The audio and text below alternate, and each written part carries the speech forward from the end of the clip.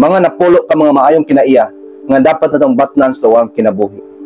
Una, pagkamapainupsanon. Ingon pa dito sa Filipos 2 versikulo 3. Ayaw buhata ang bisan unsa tungod sa panagbangi o kahambog, kundili sa pagpaubos magpaabot kamo sa uban nga labi pa kaninyo. Ikaduha, pagsinabtanay og gugma. Ingon sa Juan 13:34 ug 35. Usa ka bagong sugo ang gihatag ko kaninyo, higugma ang usat usa sama sa pagigugma ko kaninyo.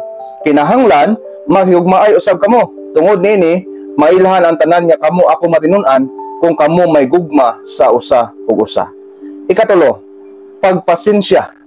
Kolosas 3:12. Busa ingon nga mga pinili sa Dios, balaan og hinigugma. Magsulob kamo sa maluy-on nga kasing-kasing sa pagkamaaghop, pagpaubos, pagkamainantuson o pagpailob. Ikaapat, pagkamatinud-anon. 1 Korinto 4:2. Og labaw sa tanan, gikinahanglan sa mga tinugyanan nga sila magapakita nga matinud-anon. Ikalima, pagkamaluluyon. Epeso 4:32. Pag malumo kamo sa usag-usa, maluluyon nga magpasaylo sa usag-usa, ingon nga ang Dios nagpasaylo kaninyo diha kang Kristo.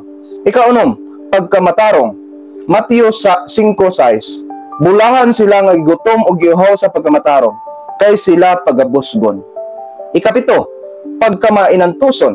Santiago 1:12. Bulahan ang tao nga mapailubon sa mga pagsulay, kay kung siya malampuson, makadawat siya sa purong-purong sa kinabuhi nga gisaad sa Ginoo alang sa mga nahigugma kaniya.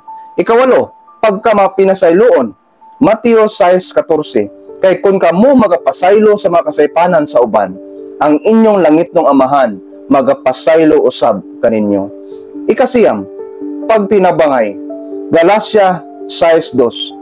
Dala ninyo ang mga palas-unon sa usag-usa, ug sa ingon matuman ninyo ang kasuguan ni Kristo. Ikapulo, pagkakontinto.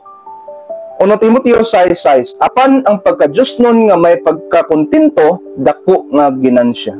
Busa mga higala, kining napulo ka mga maayong kinaiya, ato ning pangayoon sa Ginoo, aron ato ning mabatnan ug mahimo tang panalangin ngadto sa uban.